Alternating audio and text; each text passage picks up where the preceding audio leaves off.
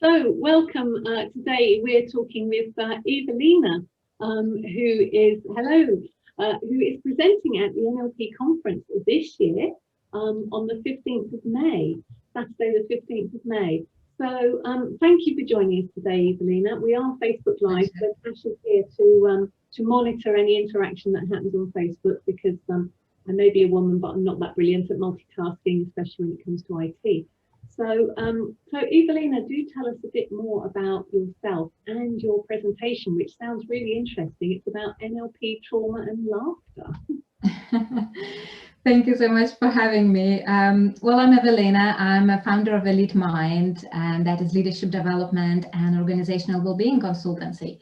So I guess my work is different and unique in a way that it uses neuroscience and a lot of NLP techniques as well to bridge the gap between business performance and personal well-being. So it's blurring those boundaries between coaching and therapy. Okay. And a lot of work there is to help organizations to achieve those organizational targets and results in a way that doesn't sacrifice individual well-being, but then also when working with individuals through mental health coaching, looking at how can we go beyond those mental health labels and titles that we receive to still create those fulfilling lives and achieve whatever we want to achieve in our lives. So in both cases, it requires us to revisit some of our experiences, especially traumatic experiences, in a way that allows us to take better learnings out of it.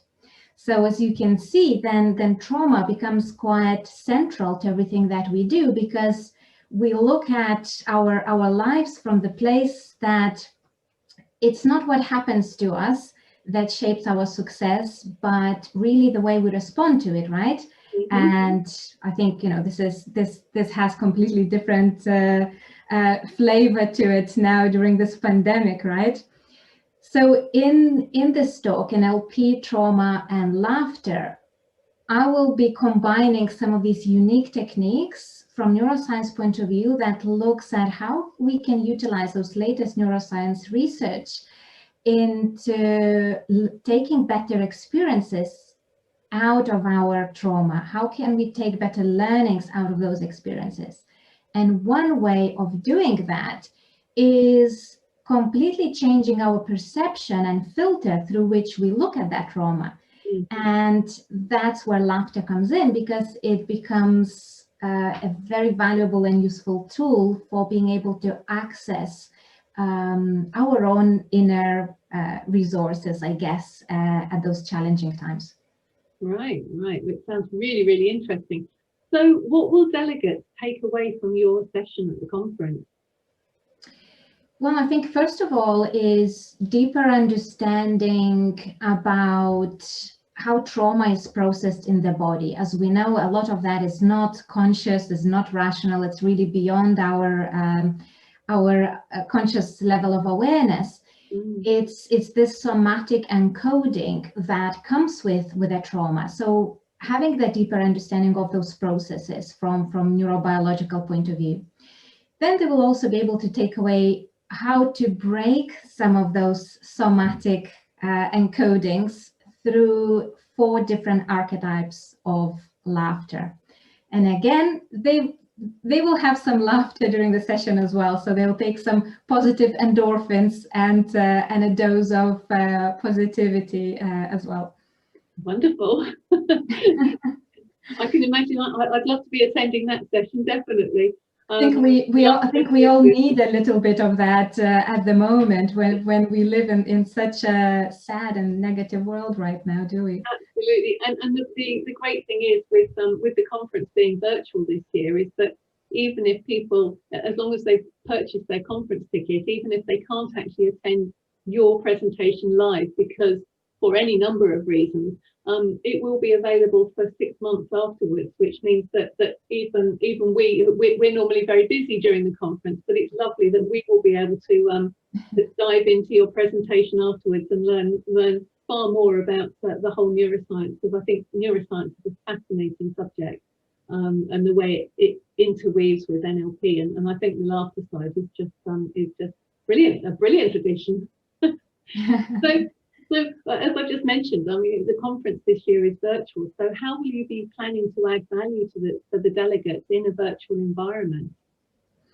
Well, I've been running a lot of workshops online throughout this year, supporting people dealing with change and uncertainty. And what I'm taking away from this as well, that people are so tired of their screen and just listening and this overload of information. So I really like to make my sessions, talks, and workshops that I deliver as practical as possible. So it will be very interactive.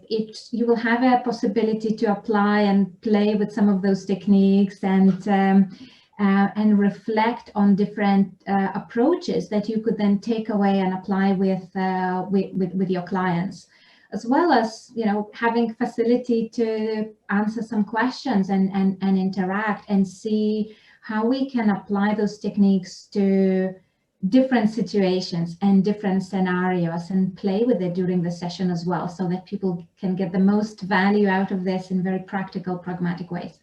Wonderful. It's always great to have an opportunity to play with what's being learned. So thank you. So Evelina, I know you have presented at the conference before, and we're delighted to welcome you back again. So what does the NLP International Conference mean to you as a presenter and as an NLP professional? Well, I think NLP Conference has this, well, NLP in general, I think has this unique, it has so many different applications that every person applies them in their own unique way. So by bringing those different people together in one place allows us to share our own experiences, to share how we are applying NLP in our own field, in our own experience, and also receive those insights from other colleagues and other peers. But most importantly as well, I think NLP Conference provides this unique opportunity to share latest research, and people are working on some things that are maybe still in experimental stage. And it really allows us to get to know some of those techniques and even be involved in evolution of this new application. And I think it's just amazing place to network and to share those ideas and really get a glimpse of the future of NLP. Like, where is it going? What people are really doing with it? How exactly different professionals are applying this in their individual fields. And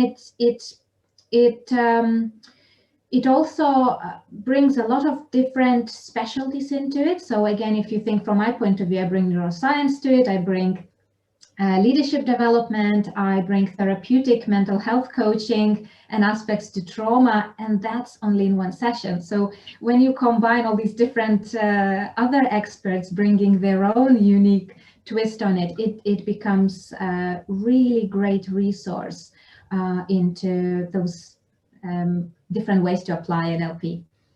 That's super, thank you.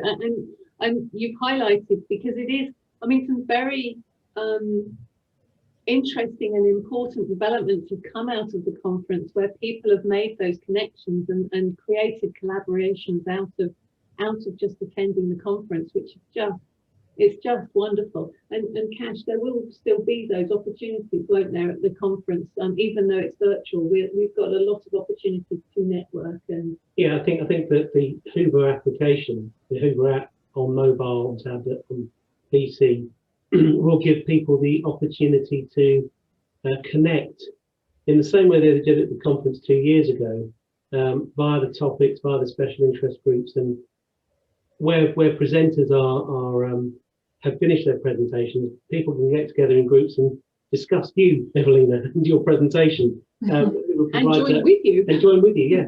And you can field questions in topics and topic groups yourself as well. It gives that opportunity to connect.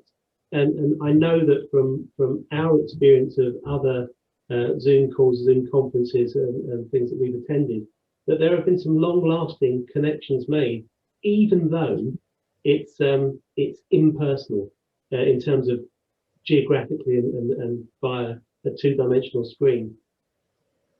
And I think also another great benefit of doing this conference virtually is that from attendees' point of view, sometimes I get really frustrated because there's so many good things happening at the same time, and like, well, I want to be here, but I want to see that. So where do you go?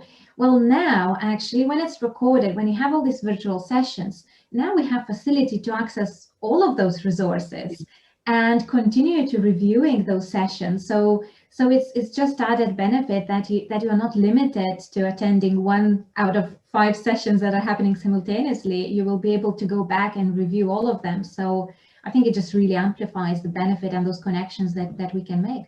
Absolutely, and we're saving money on travel as well. Yes. Karen and I were talking about that previously. It's like when you watch a film for the first time, and you may laugh and cry at various times during the film, and then you watch it a second time and you pick up on the nuances and the different dialogue, and then you laugh at different bits because you were laughing so hard the first time you missed that extra little bit of humor. And then the third time again, that's what the beauty, as you've said, of having these sessions recorded. And like Karen said, 6 months after, you can keep reviewing, keep watching. If you're a delegate, you can watch it as many times as you want. I think it gives a lot of opportunity for presenters to express themselves in as deep a way as possible, and for delegates to actually review that. It is, and I think it's a very interesting point that you're raising here, that you can review the same information a few times and it will land on you differently, because again, today we are not the same people who we will be 6 months down the line. So we are seeing the world and the information we're receiving from completely different lens. So it's so valuable to have this access to those resources and to continue to review it, because it just adds to our ongoing learning and development, and we still take different lessons out of this when we review it at different times in our lives, from different place, from different situation that we are in at that moment. Exciting times ahead. So especially and funny times ahead if we're going to involve the laughter with it as well. So do we have anything on Facebook? We don't have any questions. We've had a few people viewing, so yeah. So we do have some people viewing, so welcome. And as I said, there will be a number of people, I believe, that will view this afterwards. So they may post questions afterwards, and we'll keep people up to date. Just to let everybody know who is listening or who will be watching this later, Evelina's session is on Saturday, the 15th of May at 10 a.m. That's 10 a.m. BST. Of course, it will be recorded. So for those elsewhere in the world where 10 a.m. BST is not a friendly time, they will be able to catch up with that later. So thank you, Evelina. It's been lovely talking to you. Really looking forward to your session at the conference.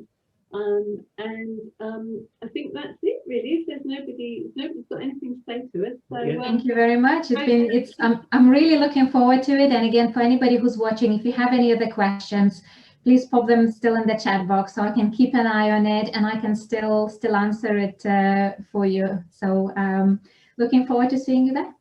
Thank you, Evelina. You take care. Thanks, Evelina. Thank you. Bye. Bye.